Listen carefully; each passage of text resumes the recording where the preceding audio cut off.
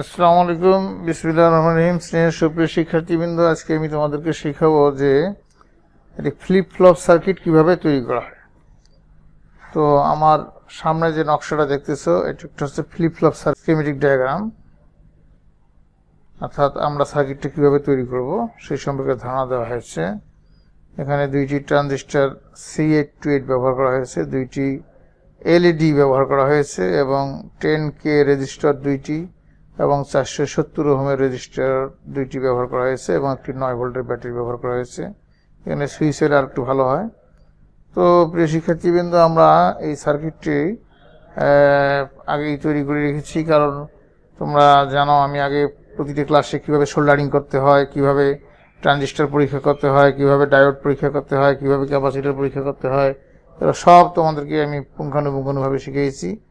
যে এটা একটা ভ্যারো বোর্ড এবং এই ভ্যারো বোর্ডের মধ্যে আমরা এই দুইটা LED এবং এইখানে রেজিস্টার এবং ক্যাপাসিটর ট্রানজিস্টর সংযোগ করেছি।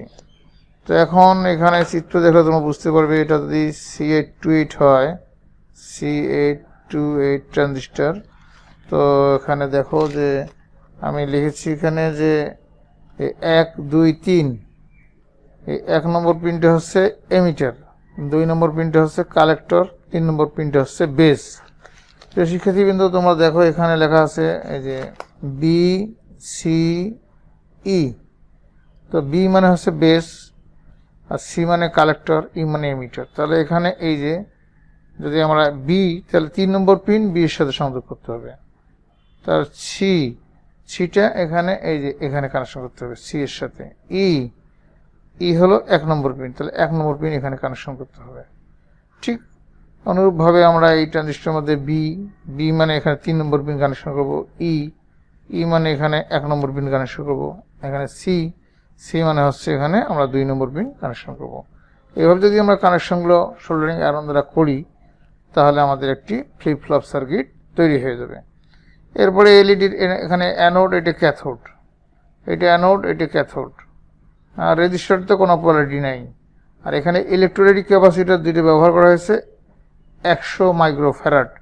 এর মধ্যে প্লাস মাইনাস চিহ্ন দেয়া আছে, তোমরা সহজেই কোনটা প্লাস কোনটা মাইনাস বুঝতে পেরেছ। এটা হলো অসংযোগের চিহ্ন, অসংযোগ, এটা সংযোগ। এইভাবে কম্পোনেন্টগুলো সংযোগ করতে পারলেই, এখন এখানে যদি আমরা সুইচ প্রয়োগ করি আর যদি এখানে আমরা ব্যাটারি দিই, এখানে 3 থেকে 9 ভোল্টের আমরা ডিসি ব্যাটারি ব্যবহার করতে পারবো। তো এখন দেখা যাক তাহলে আমরা সার্কিটটাকে কীভাবে কাজ করে আমরা দেখব। এই যে আমার হাতে যেটা দেখতেছো, ঠিক ওইভাবে এখানে সার্কিটটি তৈরি করা হয়েছে। এখানে যে দুইটা LED লাগানো হয়েছে। এখন এখানে এই দুইটা যে তারের মধ্যে এটা প্লাস এবং মাইনাস দেখানো আছে। তো এটা কিভাবে কাজ করে এটা এখন তোমরা দেখো, লক্ষ্য করো যে এই লাল সাদাটা হচ্ছে পজিটিভ আর এই সবুজ রঙেরটা হচ্ছে এখানে নেগেটিভ। দেখো এখানে জ্বলতেছে,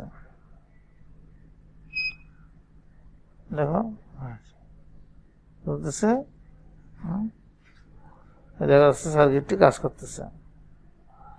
একটা জ্বলতেছে আর একটা নিভতেছে, একটা জ্বলতেছে আর একটা নিচ্ছে। একটা যখন স্যাচুরেশনে কাজ করে তখন আরেকটা থাকে কাট অফ, আরেকটা যখন কাট অফে থাকে তখন আরেকটা থাকে স্যাচুরেশনে। এইভাবে একটি অন একটা অফ হইতে থাকবে।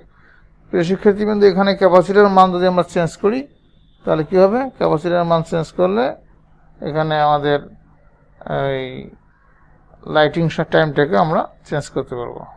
তো এইভাবে কী করা যাবে যে আমরা ইচ্ছা করে এই টাইমটাকে কম বেশি করতে পারবো। তো প্রিয় শিক্ষার্থীবৃন্দ, আমি আশা করি তোমরা সার্কিটটি বুঝতে সক্ষম হয়েছে এবং তোমরা নিজেরা প্র্যাকটিস করবে বাসায় এবং সার্কিটটি তৈরি করবে, তাহলে তোমরা আনন্দ পাবে। আর LED সম্পর্কে, যদি ফ্লিপ ফ্লপ সম্পর্কে তোমাদের আরও কোনো জানার থাকে তা আমাকে বলবে, ইনশাআল্লাহ আমি তোমাদেরকে সঠিকভাবে জানাই দেব। তো তোমরা সবাই ভালো থেকো এবং সুস্থ থেকো। তোমাদের সর্বাঙ্গীন মঙ্গল ও সুস্বাস্থ্য কামনা করে আজকের অনলাইন ক্লাস এখানে শেষ করছি। আল্লাহ হাফিজ।